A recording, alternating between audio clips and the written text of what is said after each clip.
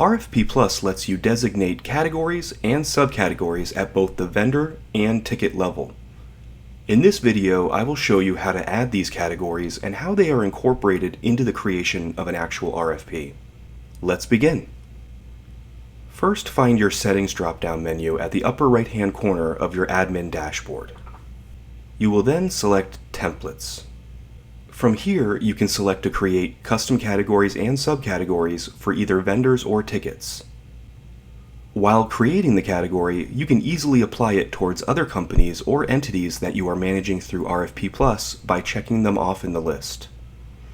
Once you have created your vendor and RFP ticket categories and subcategories, you are ready to create an RFP.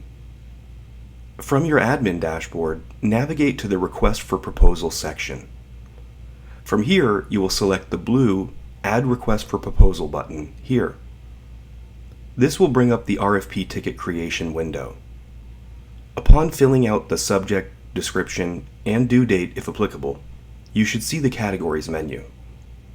If you have subcategories set up, there will be a second menu that populates with those options. You can also set a priority if applicable and separately notify stakeholders and admins via email as you are creating the ticket.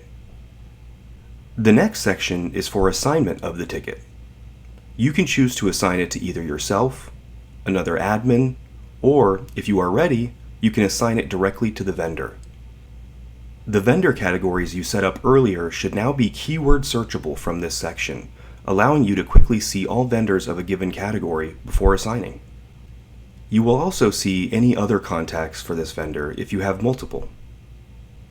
The next area is for adding any attachments that you want tied to the ticket.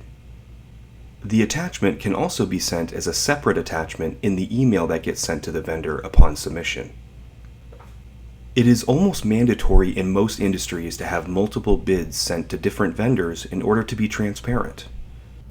If you are comfortable with the details of the ticket and are ready to submit, you can simply choose Save and Duplicate Ticket, and RFP Plus will send the RFP to the assigned vendor and then duplicate all of the ticket details into a new ticket that you can then assign to the next vendor, and so on.